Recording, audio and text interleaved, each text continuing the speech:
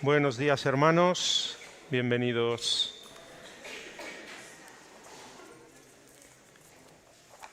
Bien, me ha tocado el privilegio, vamos a llamarlo privilegio, de empezar la nueva serie. Como sabéis, se va a empezar una nueva serie de mensajes basados en la carta del apóstol Pablo a los Efesios. Y me ha tocado hacer el primer mensaje e introducción. Así que vamos a abrir nuestras Biblias en la carta del apóstol Pablo a los Efesios.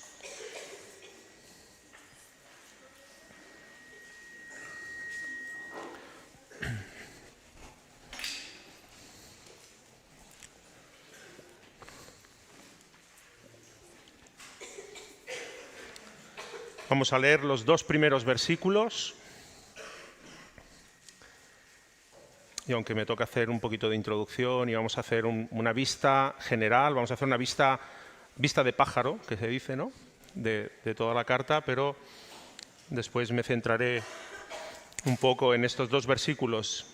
Dice así la palabra del Señor, Efesios capítulo 1. Pablo, apóstol de Jesucristo por la voluntad de Dios, a los santos y fieles en Cristo Jesús que están en Éfeso. Gracia y paz a vosotros de Dios nuestro Padre y del Señor Jesucristo. Vamos a orar, hermanos, vamos a poner este día en manos del Señor, este mensaje de hoy, y como no, pidiendo al Señor también por todos los hermanos que van a venir después y nos van a exponer esta carta. Padre Santo, te damos gracias por este hermoso día, gracias por la oportunidad que nos vuelves a dar de estar en esta tu casa, Señor, para meditar en tu palabra, para aprender de ella. Y, Señor, pedimos que sea tu Espíritu el que nos guíe en esta mañana y en los próximos días que nos acercaremos a esta preciosa carta de tu siervo Pablo, Señor. Gracias te damos porque podemos abrirla con libertad y meditar en ella. Gracias te damos por todos y cada uno de los que estamos aquí y que estamos para escuchar tu palabra, para alabar tu santo nombre. Es en Cristo Jesús que te damos gracias. Amén. Bien, hace bastantes años, cuando era joven y los dinosaurios aún corrían por esta tierra, el sistema que usábamos para comunicarnos, y la que es hoy mi esposa y madre de mis hijas lo sabe muy bien porque nos gustaba mucho enviarnos cartas. El sistema que usábamos para comunicarnos era con las cartas. No sabéis lo que es eso, muchos de vosotros, ya lo sé. Yo os lo explico. Eran unas hojitas de papel, normalmente de color blanco, a veces de colores, depende de lo romántico que estabas. Incluso a veces le ponías gotitas de colonia.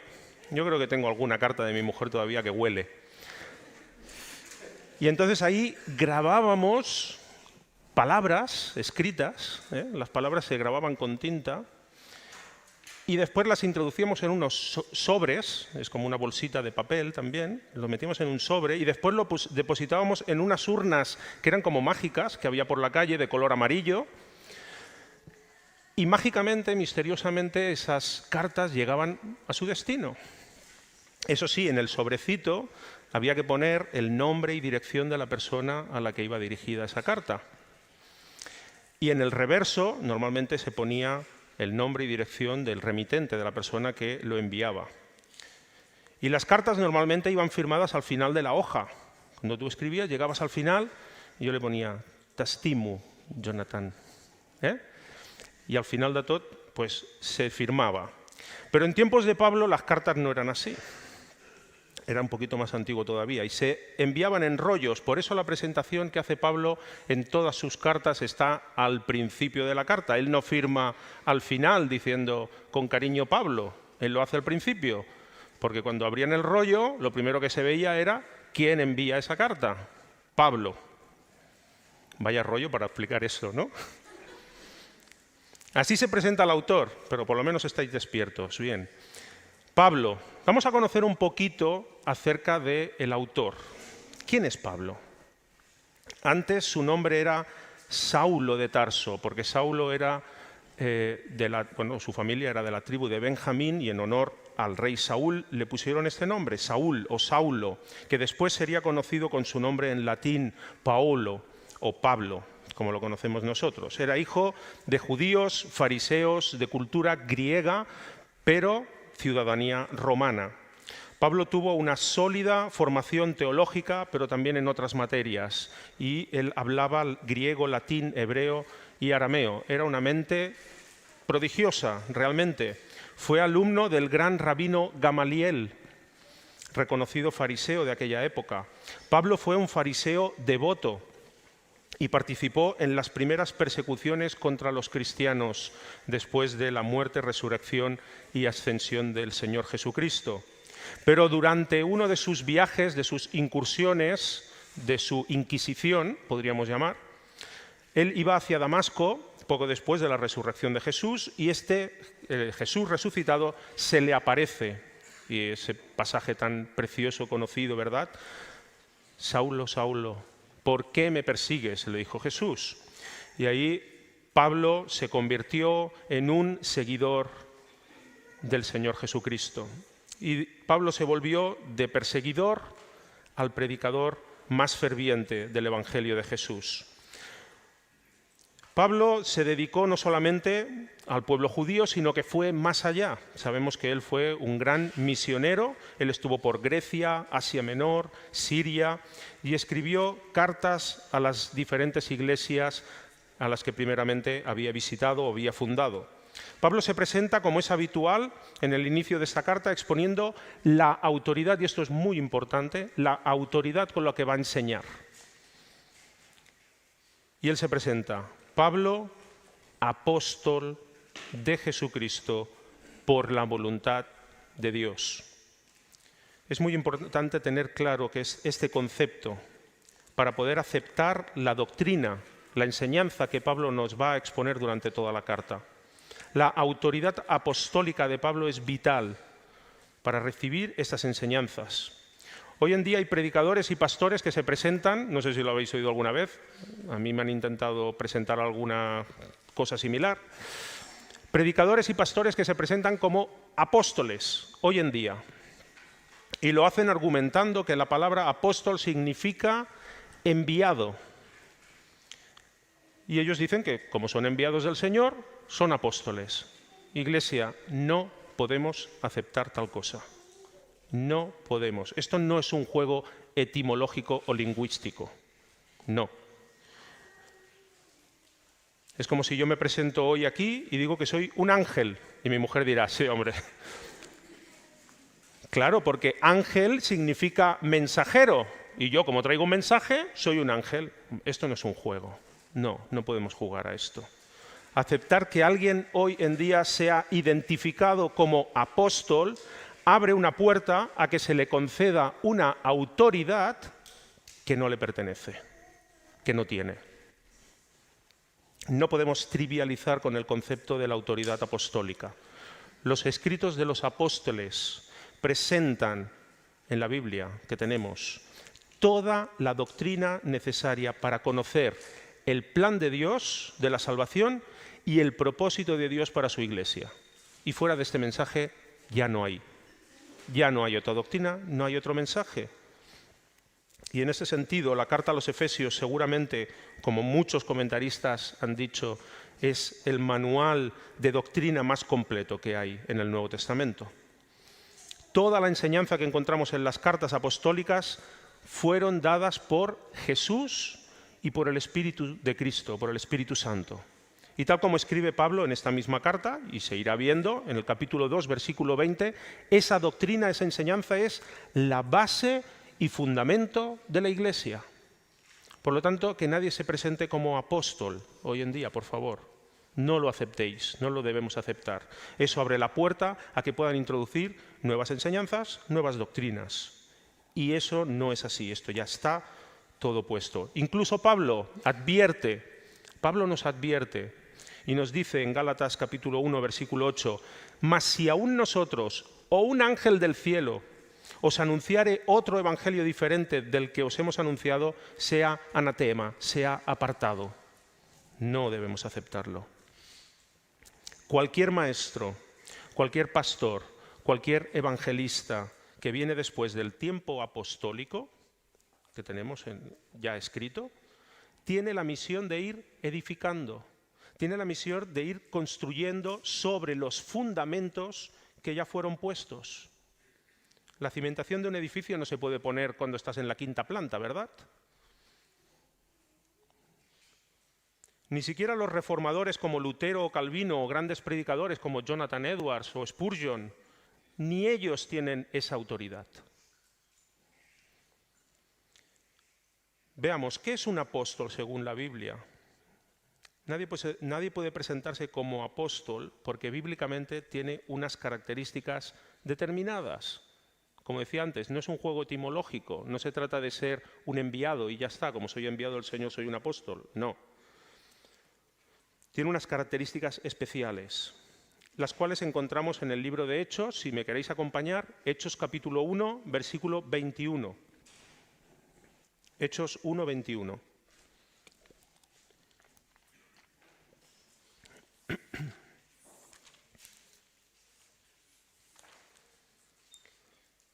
Después de la traición de Judas, la traición y muerte de Judas, evidentemente, después de que el Señor ha ascendido a los cielos, los apóstoles se reúnen, y como no, el apóstol Pedro, que era siempre el más lanzado, se levanta entre sus compañeros y dice, Hechos 1:21, es necesario, pues, que de estos hombres que han estado juntos con nosotros todo el tiempo que el Señor Jesús entraba y salía entre nosotros, comenzando desde el bautismo de Juan hasta el día en que de nosotros fue recibido arriba, uno se ha hecho testigo con nosotros de su resurrección. Entonces aquí es donde echan suerte sobre dos personas y salió Matías. Pero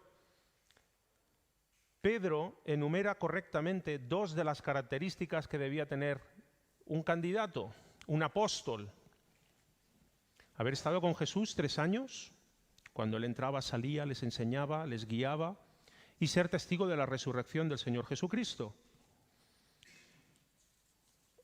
En mi humilde opinión, a mi modo de ver, les faltaba una característica importante, y es donde creo que Pedro se precipitó.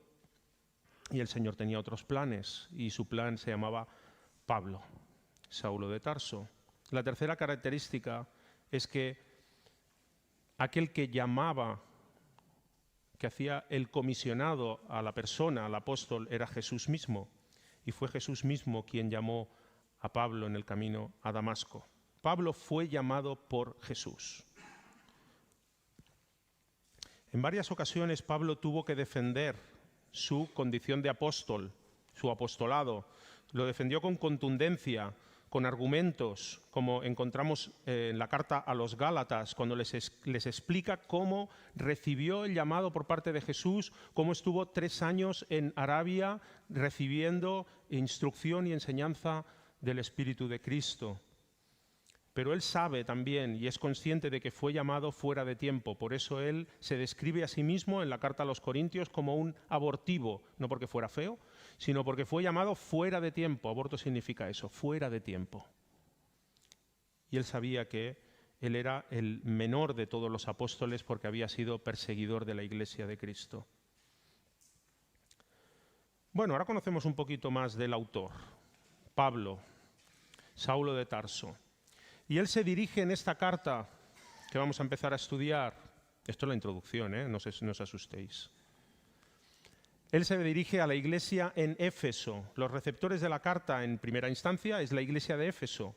La primera vez que Pablo estuvo en Éfeso fue en su segundo viaje misionero, al final de todo, y estuvo de paso. Al final de su viaje llega a Éfeso, tenía que coger un barco de transbordo, como ahora hacemos en las terminales de los aeropuertos. Él tenía un barco de transbordo también que lo iba a devolver a Cesarea y de allí a Jerusalén. Y él está en Éfeso y va a la sinagoga y le dicen que se quede y él dice no, estoy cansado de mi segundo viaje, dice yo me voy y ya volveré. Y en su tercer viaje sí que va a Éfeso y es una de las ciudades donde estuvo más tiempo. ¿Y qué se encuentra Pablo allí? Esto está en Hechos capítulo 19. Pablo se encuentra en una ciudad enorme, una ciudad portuaria, cosmopolita, una ciudad que está en medio de rutas comerciales, marítimas, terrestres, y por muchos años Éfeso fue una de las principales ciudades de Asia Menor y de las más grandes del mundo. La pluralidad cultural de Éfeso también había originado, como era en aquellos tiempos, una mezcla de cultura helénica, griega, cultura romana y por lo tanto un epicentro de adoración a gran cantidad de dioses. Era absolutamente pagana e idólatra, tanto dioses griegos como dioses romanos. Destacaba, como no, y todos seguro que lo conocemos, el culto a la diosa Diana, y eso lo encontramos en Hechos capítulo 19. El alboroto que hubo en Éfeso por este tema, y la cual tenía un templo que fue considerado, el templo a Diana, una de las 7 maravillas del mundo antiguo. Era 4 veces más grande que el Partenón de Atenas. La devoción de la gente unida a la superstición desencadenó un gran negocio de templos pequeñitos de plata. Todo esto está en Hechos 19, después lo leéis en casa. Generó un gran negocio de templos pequeñitos, pero no eran souvenirs para colgar en la nevera. Eran amuletos, eran objetos de superstición y magia, templos de plata que generaban grandes ingresos a los comerciantes. Y eso que aún no se habían inventado las audioguías ni los impuestos para el turismo. Pero de ahí ya sacaban dinero. Y cuando llega Pablo allí a Atenas se encuentra, aunque ya estaban Priscila y Aquila y Apolos, y había creyentes en Éfeso, pero se encuentra una gran labor misionera. Tuvo que batallar con gentes que seguían magia, brujería, idolatría, filosofías diversas. Pero como leemos en Hechos 19, muchas personas se convirtieron al Señor Jesucristo. Y muchos que habían estado practicando magia y brujería quemaban sus libros delante de todos y renunciaban a todo aquello. Pablo estuvo allí entre 2 y 3 años enseñando en la sinagoga, enseñando por las casas de los creyentes y en la escuela de Tirano. No se sabe muy bien si era un gimnasio o era una escuela de filosofía, pero sí sabemos que él estuvo allí o alquilando un espacio o porque se lo donaron. Estuvo allí enseñando todo este tiempo. Cuando Pablo marcha, pasa el tiempo y unos 6 años más tarde, Pablo es encarcelado por el Imperio Romano y tiene que cumplir en Roma un encarcelamiento domiciliario. Él tenía libertad para predicar, recibir visitas, etc. Y él escribe esta carta a los efesios desde esa prisión en Roma. Sobre el año 62 más o menos, 2 hombres salen de Roma con 3 cartas. Esto es pregunta de trivial bíblico. 2 hombres salen de Roma con 3 cartas. Salen Tíquico, que tenía el encargo de llevar y leer una carta para la iglesia de Éfeso y otra para la iglesia en Colosas, y le acompañaba Onésimo, el cual Pablo le dio una carta para su antiguo amo, Filemón, preciosa carta a Filemón. Onésimo era el esclavo que se había escapado y vuelve convertido al Evangelio con una carta para su antiguo amo Filemón. Y la 4ª carta escrita desde la prisión de Roma es la carta a los filipenses que llevó Epafrodito, pero no es seguro que fuera con los otros 2. Y esta carta que ellos llevaban consigo, ¿qué decía? Y es la que tenemos nosotros y que vamos a empezar a estudiar. ¿Cuál es el mensaje de la carta a los Efesios? Y por eso hemos hecho la introducción hablando del apostolado de Pablo. Por la autoridad que le ha sido dada al apóstol Pablo, Pablo va a presentar toda esta enseñanza. Y el tema central de esta carta a la iglesia en Éfeso no es como las otras cartas, es una carta muy especial. Sabemos que hay otras cartas donde hay corrección, donde Pablo está enfadado. Tenemos el clarísimo ejemplo a los Gálatas, que es muy directa y muy específica para la iglesia en Galacia, porque tenían un problema serio. La carta a los Efesios es un compendio, es un manual de doctrina donde Pablo tratará principalmente el tema de la salvación, pero no vemos ninguna corrección, simplemente es como un manual. La carta está dividida en dos grandes bloques, y la verdad es que a mí me recuerda a un manual de instrucciones de una máquina. Es que soy ingeniero, es de formación profesional. Pero es así. Vemos una primera parte que es características técnicas, ¿vale? Y la segunda parte que es el manual de uso. Si compráis algún electrodoméstico lo vais a encontrar. Características técnicas sería la primera parte, 3 primeros capítulos. Segunda parte, manual de uso, del 4 al 6.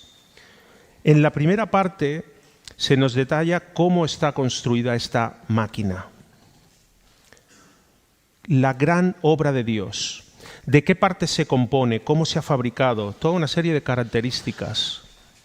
Esta obra perfecta de Dios es la Iglesia. Una obra basada, sustentada, edificada en Cristo. Pablo nos presentará 3 ejemplos para describir estas características de la Iglesia.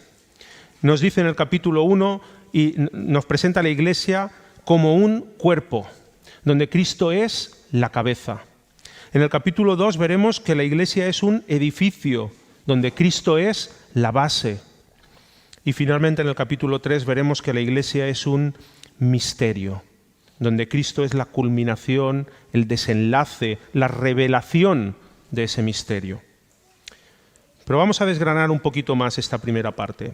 Pablo inicia la carta alabando a Dios por lo que ha hecho en Cristo Jesús, desde el plan eterno, pasando por la promesa y el pacto con Abraham y descubriendo el maravilloso propósito de Dios. ¿Y cuál es el propósito de Dios? Que cualquier persona puede ser adoptada en la familia de Dios. Ya desde el principio. Así, en el primer capítulo, Pablo nos está detallando el plan de salvación de Dios. Somos escogidos, somos redimidos y somos unidos en Cristo Jesús. En el capítulo 2 desarrollará alguna de esas ideas introducidas en el capítulo 1 y especialmente hará énfasis en la gracia de Dios. Cómo a través de la gracia es creada esta nueva familia de Dios, esta nueva naturaleza del creyente, por personas de todo lugar, de toda raza, de toda lengua. Y nos recordará nuestra condición pasada en este capítulo 2. Y nos dice, cuando estabais muertos en vuestros delitos y pecados, cuando estabais sin Dios, cuando estabais sin esperanza, cuando estabais sin promesas, cuando estabais sin pactos, Dios os amó. Dios tuvo misericordia de vosotros y por gracia sois salvos. Y ahora, como nuevas criaturas y miembros de esa gran familia, podemos gozar de esta nueva naturaleza, podemos gozarnos de ser parte de este cuerpo de Cristo. Pablo también nos recuerda a sus lectores cómo antes de la obra salvadora de Jesús, los mandamientos del antiguo pacto habían formado una barrera, una gran muralla. Él lo describe como un muro de separación entre el pueblo de Dios y los que no éramos pueblo de Dios. Y nos dice que en Cristo Jesús las leyes del antiguo pacto fueron cumplidas y esa barrera fue derribada. Y ahora tenemos acceso y podemos formar parte del pueblo de Dios. Un nuevo pueblo unificado, viviendo juntos en paz y armonía. Y para exponerlo de una forma visual, Pablo usará el ejemplo en el capítulo 2 de un edificio coordinado, un edificio estructurado, un edificio cohesionado, vivo y en continuo crecimiento.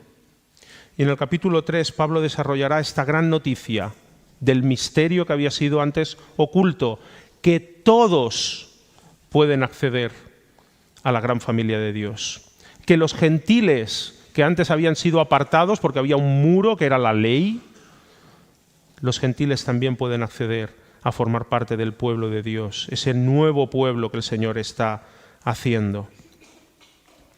Y para cerrar la primera parte, Pablo elevará una oración al Padre, pidiendo que todo el pueblo de Dios sea fortalecido en el Espíritu Santo y que Cristo sea manifestado en cada uno de nosotros.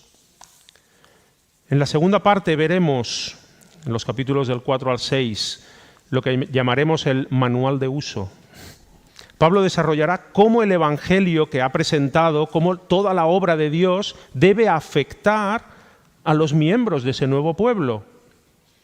Cómo debe funcionar esa máquina que Dios, máquina entre comillas, evidentemente, cómo debe funcionar eso que Dios diseñó y construyó. Y se nos presentará el plan divino para la vida de la Iglesia. Una sección, 3 capítulos muy prácticos que nos exhortan a vivir en unidad, en amor, en santidad, como corresponde a una nueva vida en Cristo Jesús. Así que Pablo comparará a la Iglesia con 3 elementos. Si antes lo hizo con elementos más inertes, ahora lo hace con elementos vivos. Un cuerpo, una esposa y un soldado. Encontramos en el capítulo 4 que la Iglesia se presenta como un colectivo de gente diversa, pero que forman un único cuerpo. Y aquí la palabra uno, en este capítulo, será la idea principal del capítulo 4. Un cuerpo, es muy conocido este pasaje, un cuerpo, un espíritu, una esperanza, un Señor, una fe, un bautismo, irá repitiendo esta misma idea. Pero la unidad, nos dice Pablo, no implica uniformidad. La unidad no quiere decir uniformidad, no somos todos iguales. Pablo explicará que aun formando un solo cuerpo, somos diferentes. La Iglesia está formada por personas diferentes, por dones diferentes, porque el Espíritu Santo nos provee y nos capacita de maneras diferentes. Y todo ello con un objetivo: perfeccionar a la Iglesia para gloria de Dios. Edificar la Iglesia de Cristo para la gloria del Señor. Esta nueva humanidad, este nuevo pueblo, es una metáfora que irá desarrollando en toda la segunda parte de esta carta, donde Pablo reta a cada cristiano, a cada persona, a despojarse de la vieja humanidad y vestirse, nos dice, vestíos, ¿verdad?, del nuevo hombre, desarrollando una comparativa entre la vieja naturaleza y la nueva naturaleza. Y Pablo nos hará toda una lista de los nuevos comportamientos que debemos adquirir. Nos dice: dejad la mentira, hablad la verdad, no robéis, trabajad, dejad las malas conversaciones, las blasfemias, hablad la verdad, lo que edifica, dejad la amargura, el enojo, la envidia, tened una actitud misericordiosa y de perdón. Y Pablo concluirá la carta alertando al pueblo de Dios sobre las fuerzas malignas, sobre poderes espirituales guiados por el diablo que querrán hacer las fuerzas malignas: destruir el pueblo de Dios, destruir esa nueva naturaleza que el Señor ha creado en nosotros. Y Pablo nos exhorta a vestirnos de una armadura y nos presenta ese soldado, la armadura, que es un pasaje tan conocido, extrayendo la idea de Isaías capítulo 59, donde Isaías nos presenta al Mesías que está vestido con esa armadura, con esa coraza de justicia, con ese casco de salvación, para luchar contra los adversarios. Así que nosotros, como hijos de Dios, estamos llamados a ser seguidores de Jesús, a hacer nuestros los atributos del Mesías, de Cristo Jesús, porque formamos su cuerpo. Nos dice: sois el cuerpo, la Iglesia es el cuerpo de Cristo, por lo tanto debe tomar esa armadura. ¿A quién se dirige esta carta? Nos dice el versículo 1 que hemos leído: a los santos y fieles. ¿Quiénes son los santos y fieles? Los creyentes. Los creyentes. Por lo tanto, en primera instancia, esta carta está dirigida a los hermanos de la Iglesia en Éfeso, pero por extensión, los santos y fieles es la Iglesia de cualquier lugar y de cualquier época. Esto no quiere decir que los que no sois creyentes no podáis escuchar estos mensajes, evidentemente que sí, y seguro que si el Señor quiere serán de beneficio para vuestra alma. Pero la carta a los Efesios no está pensada para ser un mensaje evangelístico que presente el sacrificio del Señor Jesús en la cruz. Esta carta está dirigida a la Iglesia para poner una base doctrinal sólida en cuanto a temas centrales de la fe en Jesucristo. Es una exhortación a los creyentes para que busquemos las riquezas espirituales y nos alejemos de las riquezas materiales de este mundo, para que los creyentes busquemos una vida de santidad guiada por el Espíritu de Dios. Dejadme que os cuente una pequeña anécdota que me hizo mucha gracia. Se cuenta una anécdota, no me pasó a mí, que a veces explicamos anécdotas, pero esta no. Se cuenta una anécdota de una pareja que fueron de viaje y como los recursos económicos eran escasos, pues dijeron, bueno, vamos al hotel, pero no nos vamos a pasar, o sea, comemos fuera, vamos al súper, lo que haga falta, comida precocinada, porque la comida del hotel seguro que es carísima, y nos vamos a pasear, nada de gimnasio, solarium, spa del hotel y todo eso, nada, nos vamos a pasear por la playa o lo que haga falta, ¿vale? Cuando fueron a devolver la llave, acabada su semana vacacional, fueron a devolver la llave y pagar la cuenta, se enteraron de que el paquete vacacional que habían contratado era full equip, todo incluido. Se les debió quedar una cara de tontitos, ¿no? ¡Qué pena! Por desconocimiento, aquella pareja perdieron todos los recursos, algunos se han reído, no sé si por la anécdota o porque les ha pasado, pero se habían perdido todos los recursos, beneficios que estaban a su alcance, estaban a su disposición. Hermanos, la carta a los Efesios nos expone todas las bendiciones espirituales que Dios pone al alcance de los creyentes. Lo dice el versículo 3, y no me quiero meter en el próximo mensaje, pero dice, bendito sea el Dios y Padre de nuestro Señor Jesucristo, que nos bendijo con toda bendición espiritual. ¿Sabemos lo que eso implica? Pues estamos haciendo el primo, como aquella pareja de novios que se fue al hotel. Nos estamos perdiendo cosas que el Señor tiene para nosotros. Y todo esto el apóstol Pablo lo llama las riquezas espirituales. Y hermanos, la Iglesia no puede vivir desinformada de todo lo que tenemos en Cristo. Es importante ver el detalle que nos deja Pablo al definir los destinatarios en esta expresión, en Cristo. Santos y fieles en Cristo. Y lo va a repetir a lo largo de toda la carta en diferentes formas. En Él, en el amado, en quién, con Él. Lo vais repitiendo, lo vais repitiendo. Y esta carta destaca el señorío de Cristo Jesús, el cual está sentado en los lugares celestiales y tiene autoridad sobre todo. Todo está sujeto a Él.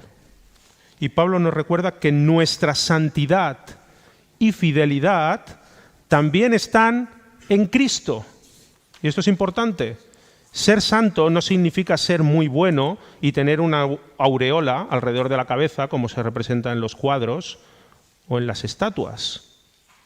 Ser santo es ser apartado para Dios. Ser santo aquí es sinónimo de salvo. Y Pablo nos expone que Dios es quien nos ha escogido, Dios es quien nos ha adoptado en su familia por su gracia, por su misericordia. Y nuestro nuevo estado como hijos de Dios no es como el estado del WhatsApp que puedes entrar y cambiarlo. No cambia.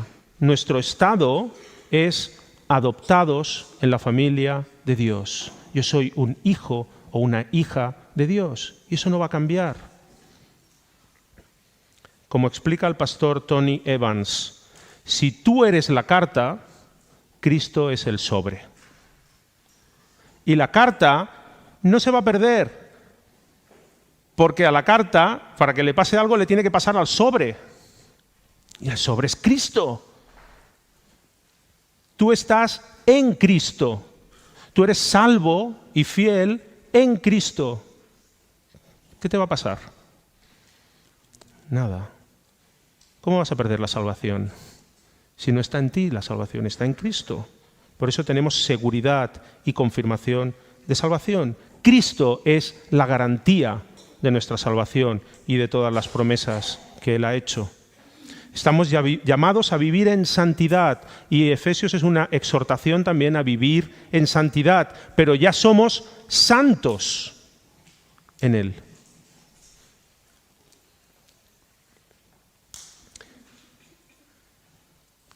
Versículo 2. 2 versículos y me voy a tirar una hora, ¿eh? Versículo 2. Pero quiero hacer hincapié en los 2 términos que se repiten una y otra vez en la presentación de Pablo, en todas las cartas. En las 13 cartas del apóstol Pablo, él siempre saluda de la misma manera: gracia y paz. Gracia y paz a vosotros. Y de manera especial, la carta a los Efesios va a repetir estos 2 términos, estos 2 conceptos, y me gustaría hablar brevemente de ellos. Gracia y paz. Evidentemente, debemos tener claro que no podemos definir estos 2 términos en una frase, ¿eh? Voy a hacer una frase aquí maravillosa para colgar en un cuadro. La gracia es... No. El apóstol Pablo usó 13 cartas para explicarlo, no lo voy a explicar yo en una frase. Pero sí que me gustaría dar una pincelada a lo que es la gracia y lo que es la paz que tenemos en Cristo. Para Pablo, la gracia es un marco de referencia. Toda su vida se centraba y giraba en torno a la gracia. Y hay 4 versículos en diferentes cartas que nos pueden dar una idea de esto. En esta carta a los Efesios 2:8 dice: porque por gracia sois salvos por medio de la fe, y esto no de vosotros, pues es don de Dios. A los romanos les escribe, en Romanos 3:24, siendo justificados gratuitamente por su gracia. Romanos 5:2, por quien también tenemos entrada por la fe a esta gracia en la cual estamos firmes. Y en la carta a Tito 2:11, porque la gracia de Dios se ha manifestado para salvación a todos los hombres. Por tanto, la palabra gracia define la obra de Dios en Cristo. Y lo describe de 3 maneras, o lo vamos a resumir de 3 maneras. La gracia describe cómo Dios se acercó a nosotros. ¿Cómo se acercó a nosotros? Movido por su amor, movido por su misericordia. Cuando estábamos muertos en delitos y pecados y éramos enemigos de Dios, éramos enemigos, no es que pasáramos de Dios, no, éramos enemigos de Dios y Él se acercó a nosotros con amor y misericordia.